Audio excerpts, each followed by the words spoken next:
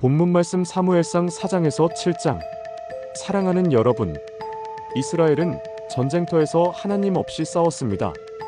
그들은 법궤를 마치 부적처럼 들고 나갔지만 하나님께 마음을 들이지 않았습니다.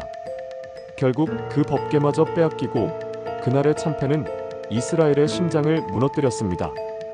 엘리 제사장은 그 소식을 듣고 의자에서 넘어져 목이 부러졌고 그의 며느리는 해산하며 이가봇이라 외쳤습니다. 영광이 이스라엘에서 떠났다.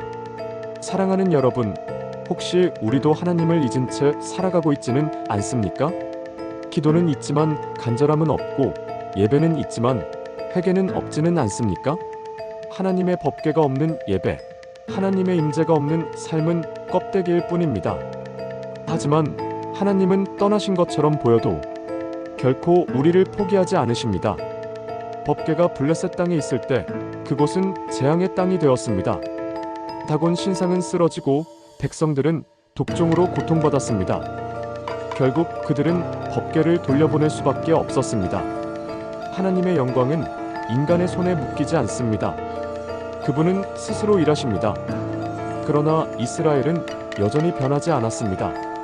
법궤는 돌아왔지만 백성들의 마음은 여전히 하나님과 멀어 있었습니다. 20년이 흘렀습니다.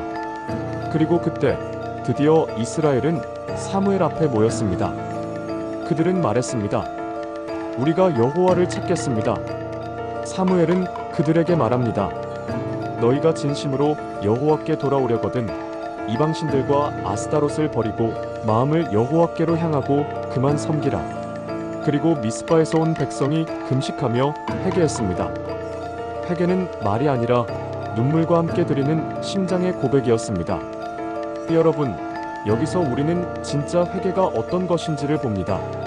그저 미안하다는 말이 아니라 삶의 방향을 완전히 하나님께로 돌리는 것, 바로 그 회개가 이스라엘을 다시 일으켰습니다. 그 순간 블레셋이 다시 공격해 옵니다.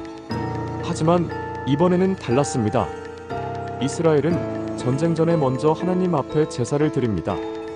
그들은 싸우지 않고 기도합니다. 그리고 하나님은 그날 천둥 소리로 응답하셨습니다. 블레셋은 혼란에 빠졌고 이스라엘은 승리했습니다. 그곳에 세운 돌, 에베네셀 여기까지 우리를 도우셨다.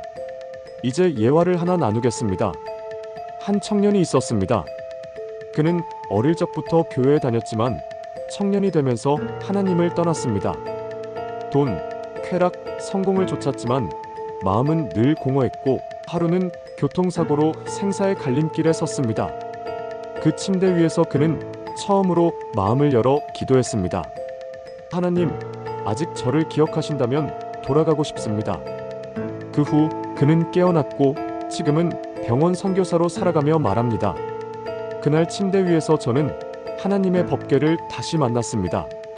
하나님의 영광은 회개의 자리에 임합니다. 회개는 우리를 회복으로 이끄는 시작입니다. 사랑하는 여러분, 혹시 삶의 법궤가 무너져 있습니까? 혹시 하나님의 임재가 느껴지지 않습니까? 그렇다면 지금 이 순간 당신의 미스바를 만드십시오. 당신의 무릎이 닿는 그곳이 회복의 시작입니다.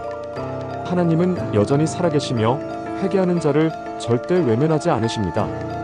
다시 일어설 수 있습니다. 하나님은 오늘도 우리를 에베네셀의 자리로 인도하십니다. 오늘의 말씀을 통해 여러분의 심령 깊은 곳에 하나님의 임재와 회복의 감동이 닿기를 기도합니다. 우리가 주님께 다시 돌아갈 때 무너진 법궤도 흩어진 마음도 다시 세워질 것입니다. 이 영상이 은혜가 되셨다면 좋아요와 구독, 댓글로 함께 마음을 나눠주세요. 다음 시간에도 하나님의 말씀으로 다시 찾아뵙겠습니다. 주님 안에서 평안하세요. 묵상과 은혜 영상 선교센터 제작